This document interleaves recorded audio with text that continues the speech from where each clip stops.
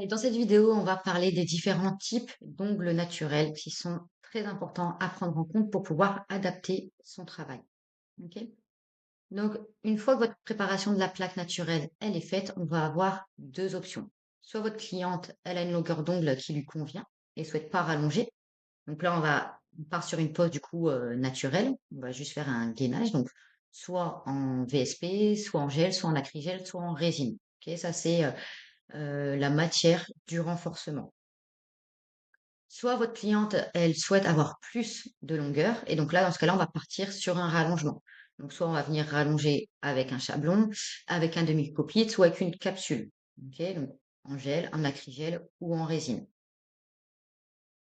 Dans les deux cas, vous devez, dans un premier temps, analyser quel type d'ongle naturel a votre cliente. Donc, ça va être votre point A, votre point de départ. Et ensuite, on va venir analyser quelle architecture on va choisir en fonction du résultat final souhaité, donc qui sera notre point B. Et après, on verra du coup comment on passe de notre point A, donc de l'ongle naturel, à notre point B, donc avec notre ongle final et l'architecture choisie. Alors, on va avoir quatre types d'ongles naturels. On va avoir des ongles plats. Je vais vous zoomer un petit peu. On va avoir des ongles plats. Donc, comment on va reconnaître un ongle plat? Et bien, encore une fois, avec notre vue de profil, qui est très important à regarder. Pour chaque étape, finalement, de votre pose, regardez vraiment la vue de profil. C'est très déterminant.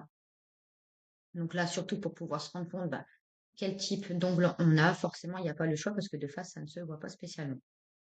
Donc, les ongles plats, on va le voir parce que, bon, déjà, on a un axe longitudinal qui est quand même peu prononcé. Ok. On a un point du bord libre qui est aligné au point de la cuticule. Mais voilà, l'axe longitudinal y est très peu présent.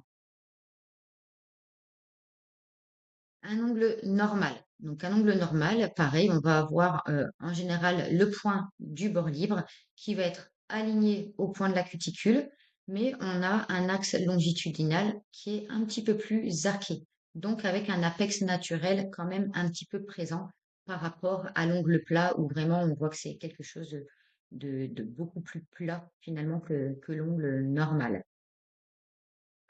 L'ongle bombé, celui-ci, eh ben, on va avoir un point du bord libre qui est plus bas que le point de la cuticule. Voilà, si on tire une ligne droite, il est plus bas que le point de la cuticule. En regardant de profil, on voit très clairement que c'est un ongle qui va piquer vers le bas. Donc, par contre, ils ont quand même un gros avantage, ces ongles bombés, c'est qu'ils sont très résistants. Ok. Pourquoi? Parce qu'ils représentent donc un axe longitudinal qui est bien arqué, mais surtout parce qu'ils présentent un apex naturel déjà présent sur l'ongle. Donc ça leur permet vraiment d'avoir une résistance supplémentaire que sur un ongle plat, par exemple. Il faut bien leur trouver des avantages. Ensuite, on va avoir l'ongle tremplin. Alors lui, malheureusement, il n'y en a aucun. C'est que on va avoir la particularité, donc pareil, hein, elle est assez visible en général à l'œil nu, mais on va avoir un point du bord libre, lui qui va être mm, à l'inverse de l'ongle bombé, qui va être plus haut que le point de la cuticule.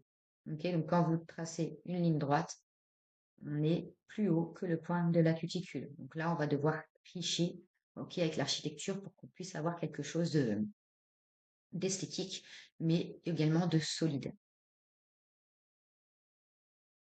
Voilà, donc ça, c'est notre point A. Une fois qu'on sait sur quel ongle on travaille, on va pouvoir choisir l'architecture la plus adaptée en fonction de ce que souhaite la cliente, mais aussi de ce que son ongle naturel lui permet.